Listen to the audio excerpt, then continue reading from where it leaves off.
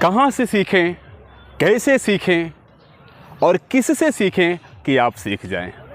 प्यारे साथियों, बड़ा ही कठिन होता है आज के समय में चुनना कि हम कहाँ सीखें, कैसे सीखें और किसी से सीखें कि आज भाग दौड़ भरी दुनिया में हम सफलता पाएँ और अपनी लाइफ को एक अच्छे मुकाम तक पहुंचा पाएँ। बड़ी ही सरलता से समझाने की कोशिश करूंगा आज की वीडियो में कि आप कैसे म्यूजिक को, संगीत को धीरे धीरे करके एक अच्छे गुरु का चुनाव करके, एक अच्छे जगह की चुनाव करके अच्छा कर सकते हैं। इंडियन म्यूजिक गुरु चैनल पर वीडियो देख रहे सभी संगीत प्रेमियों एवं कलाकारों को नमस्ते, प्रणाम, आदाब, सत श्री अकाल। कैसे हैं मेरे प्यारे प्यारे साथियों? उम्मीद करते हैं आप सब बहुत ही बढ़िया, बहुत ही अच्छे होंगे। तो चलें देर न करते हुए वीडियो को स्टार्ट करते हैं और जानते हैं कुछ बिंदुओं के माध्यम से कि हम कहाँ से सीखें, कैसे सीखें और किस से सीखें कि सीख जाएं। देखें, मैं थोड़ा सा आपको पीछे ले चलूँगा कि पहले की जो बातें थी, पहले क्या होता था साथियों। पहले ये जो संगीत सीखने की परंपरा थी, यह गुरु शिष्य परंपरा थी। इसमें क्या होता है गुरु शिष्य परंपरा में कि जो शिष्य होते हैं, जो विद्यार्थी होते हैं, स्टूडेंट होते हैं, वो गुरुजी के पास जाकर ही सीखते थे। उनके पास रहते थे, उनकी देख रेख करते थे, उनकी सेवा करते थे और गुरुजन अपने शिष्यों को संगीत की विद्या देते थे, यानी कि उन्हें ट्रेन करते थे, सिखाते थे।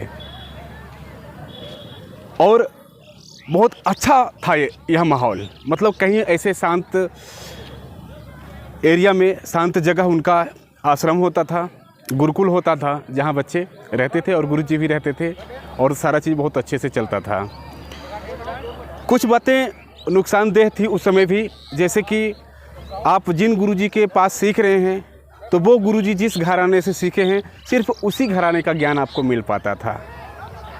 ठीक, तो क्या हुआ कि धीरे धीरे थोड़ी सी बातें चेंज हुई, चीज़ें चेंज हुई और क्या हुआ कि जो विद्यार्थी थे वो अन्य गुरुजी के पास भी जाने लगे, अन्य विद्वानों के पास भी जाने लगे सीखने के लिए।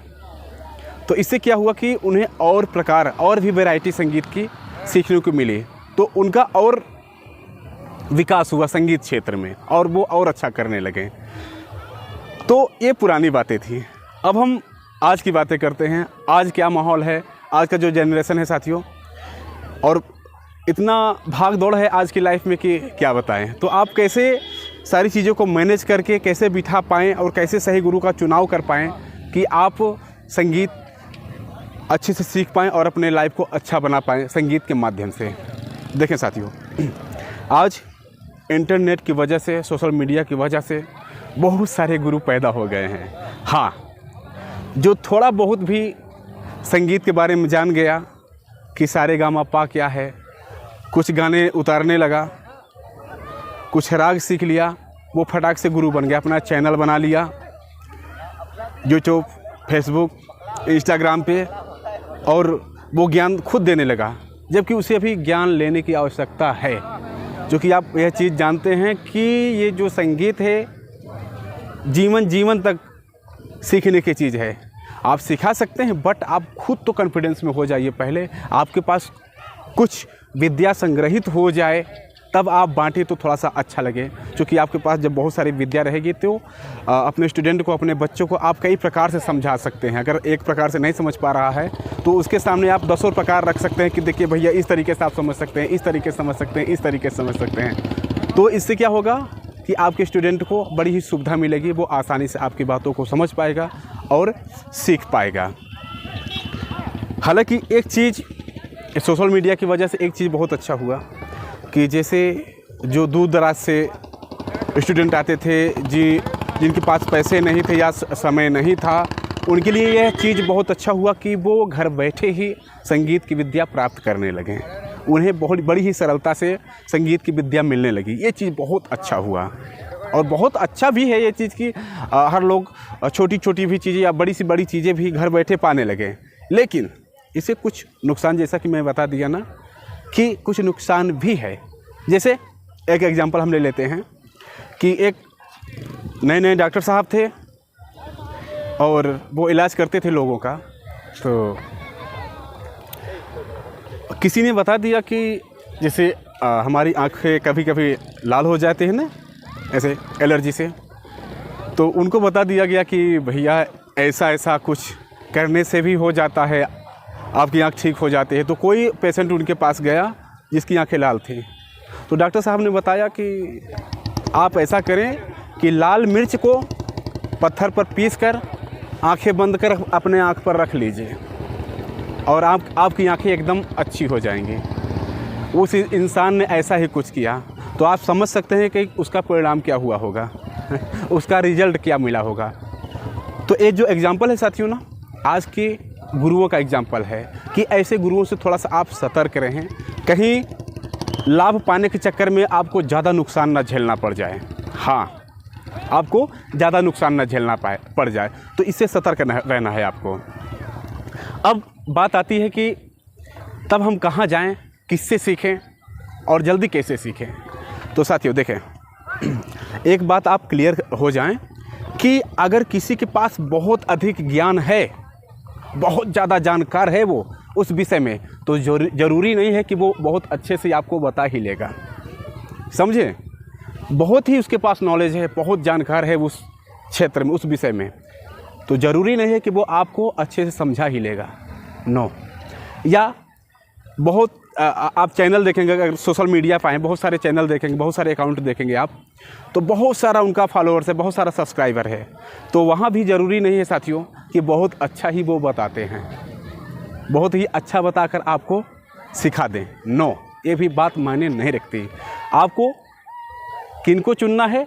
आपको उनको चुनना है साथियों जिनकी बातें आपको अच्छे से समझ आती हो।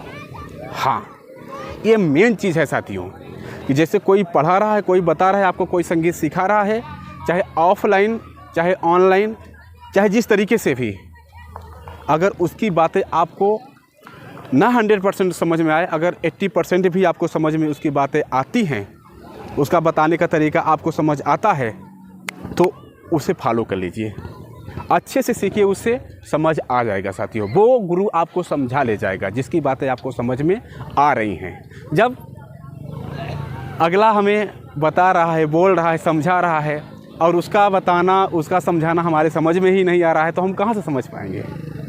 ज़रूरी ये है कि उसकी अगले की बात, जो गुरुजन, जो विद्वान समझा रहे हैं, उनकी बात हमारे समझ में आए, हमारे समझ में आएगी तभी हम सीख पाएंगे। भले ही उनको ज्ञान कम हो, भले वो उतने जानकार ना हो, बट उनका समझाने का जो तरीका ठीक है, उनकी बातें हमारे समझ में आ रही हैं, तो हम सीख सकते हैं उनसे। ये चीज़ क्लियर है साथियों। तो आप भटकेंगे नहीं, ज़्यादा वीडियो देखने के चक्कर में नहीं पड़ेंगे, ज़्यादा गुरु बदलने के चक्कर में नहीं पड़ेंगे, सही गुरु का चुनाव करेंगे जिनकी बातें आपको अच्छे से समझ में आ रही हैं।